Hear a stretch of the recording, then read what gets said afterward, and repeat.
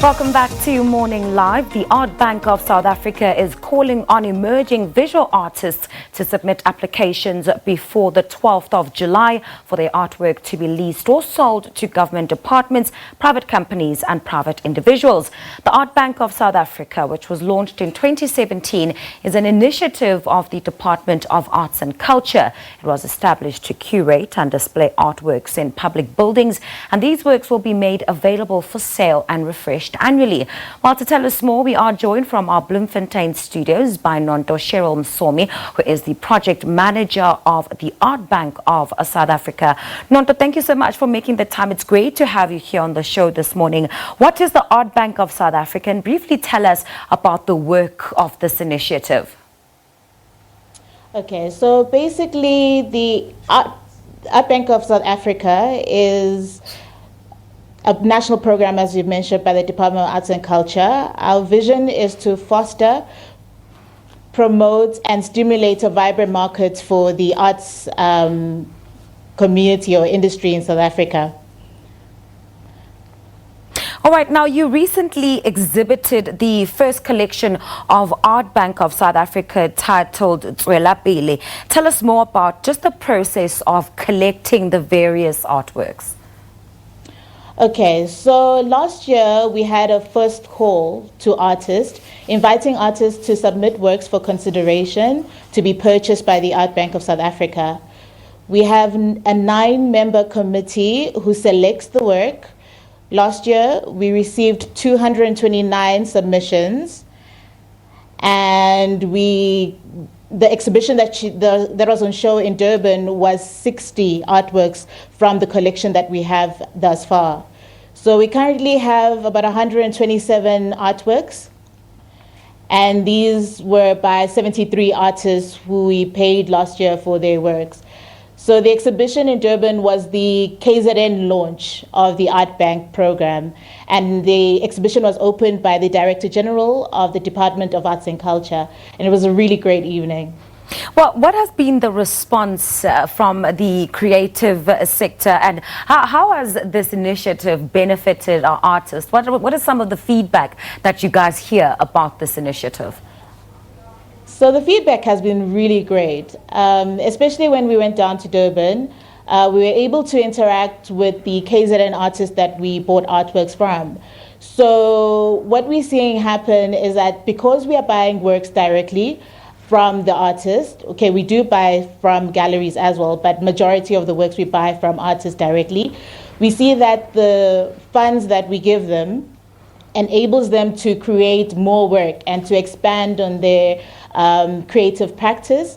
And we've been seeing great stuff that they've been producing and showcasing in other galleries and selling more of their work. So the great thing about this program is that we can see immediately the benefits of us giving artists funds directly in order to continue growing their careers. And the feedback from the public has been also pretty amazing, in that we have people walking into a gallery and they see the works on the walls, and without fail, they feel there's something on the walls that speaks to them, which is really great, because that means the work we are collecting is reflecting the current situation or the discourses in South Africa. Now, Nonto, take us through just some of the challenges that you may have had since this initiative started back in 2017. So the challenges we have identified is just purely access to artists, for them to get access to information and applying to the program. So we saw that there were challenges in people accessing email. So we've been communicating with the provincial departments of Department of Arts and Culture, and they've been trying to coordinate artist applications to us. And then this year we've also opened so you can submit by email to artbank2@nasmas.co.za, but you can also post your submissions now, which we are hoping that even artists who do not have access to email to scan or whatever they need to do, then they can post their submissions to us, and then we'll be able to review their works. All right, and is there a current theme or, new ideas that you guys are looking to see from the submissions that will come through? Or do you guys just completely leave it up to the artists to just bring forth issues that are most pressing for them? Yes. So we've consciously and deliberately decided not to funnel the artists into a theme. So we are really just looking to find what artists are passionate about, what they think is pressing in their worlds, and then we review work according to the quality of the work that we receive, and what discussions or what concepts those works are putting forward. The main criteria for us is that the artwork be of great quality. The artist keeps in mind that these artworks are going to be in public spaces like government offices or private companies. So basically those are the main thing that should be guiding the artist. And of course it's contemporary artists, emerging artists. That's what we look at. And just quickly, as we wrap up, give us, a perspective into what you guys hope to do with the project in the future. Okay, so at the moment we are collecting works from artists, but the main aim is to be able to lease these artworks to government departments, private companies, and private individuals' homes. So the idea is that we buy the artwork and we're able to promote the artist through their work. So it would be through our websites, our exhibitions that we do, and if we're going internationally, then we could also promote their work through on those platforms as well. So mainly the idea is that the works that we have, we are able to promote the artists, so in the hope that their careers grow and blossom. All right, Nonto, thank you so much. That's where we'll leave it for this morning. That is Nonto Sheryl Msomi, who is the project manager of the ArtBank of South Africa, giving us some insights into the work of this Department of Arts and Cultures initiative.